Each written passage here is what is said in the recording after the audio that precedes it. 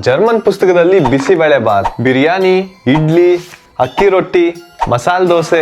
ಈ ಪುಸ್ತಕದ ಹೆಸರು ಬಂದು ವೆಜಿಟೇರಿಯನ್ ಕಾಕ್ ಅಂಡ್ ಇಂಡಿಶ್ ಅಂತ.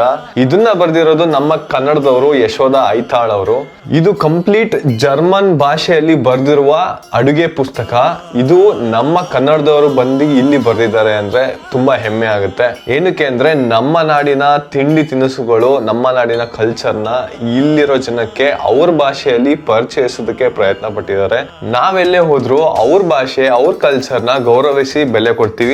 ಅಷ್ಟೇ ಅಲ್ಲ, ಕರ್ನಾಟಕಕ್ಕೆ ಬಂದ ಎಲ್ಲ ಬೇರೆ ರಾಜ್ಯಗಳಾಗಿರ್ಬೋದು, ಬೇರೆ ದೇಶಗಳಾಗಿರ್ಬೋದು ಸ್ವಾಗತಿಸ್ತೀವಿ, ಪ್ರೀತಿಯಿಂದ ನೋಡ್ಕೊಳ್ತೀವಿ, ಅವ್ರ ಭಾಷೆಯಲ್ಲೇ ಕಲಿತು ಮಾತಾಡೋದಕ್ಕೆ ಪ್ರಯತ್ನ ಪಡ್ತೀವಿ. ಹಾಗಾಗಿ ಒಂದು ರಿಕ್ವೆಸ್ಟ್ ಏನಪ್ಪಾ ಅಂದ್ರೆ, ದಯವಿಟ್ಟು ಕರ್ನಾಟಕಕ್ಕೆ ಬರೋರು ಸ್ವಲ್ಪನಾದ್ರೂ ಕನ್ನಡ ಕಲೀರಿ. ನಾವು ಯಾರಿಗೂ ಹೇರಿಕೆ ಮಾಡ್ತಿಲ್ಲ, ಇದನ್ನ ನಿಮ್ಮ ಇಚ್ಛೆಯಿಂದ ಪ್ರೀತಿಯಿಂದ ಕಲೀರಿ, ನಾವು ಪ್ರೀತಿ ಕೊಡ್ತೀವಿ. ನಿಮ್ಗೆ ಯಾರಾದ್ರೂ ಜರ್ಮನ್ ಫ್ರೆಂಡ್ಸ್ ಇದ್ರೆ ಅವ್ರಿಗೆ ನಮ್ಮ ಸೌತ್ ಇಂಡಿಯನ್ದು ರೆಸಿಪೀಸ್ ಏನಾದ್ರು ಕೊಡ್ಬೇಕು ಅಂದ್ರೆ ಈ ಪುಸ್ತಕನ ಕೊಡಿ, ಒಂದು ಒಳ್ಳೆ ಗಿಫ್ಟ್ ಆಗುತ್ತೆ ಅವ್ರಿಗೆ. ಆಮೇಲೆ ನಮ್ಮ ಯಶೋಧ ಐತಾಳ್ ಅವ್ರಿಗೂ ಇನ್ನೂ ಹೆಚ್ಚಿನ ಹೆಸರು ಬರ್ಲಿ ಅಂತ ಕೇಳ್ಕೊಂತೀನಿ. ಜೈ ಹಿಂದ್, ಜೈ ಕರ್ನಾಟಕ.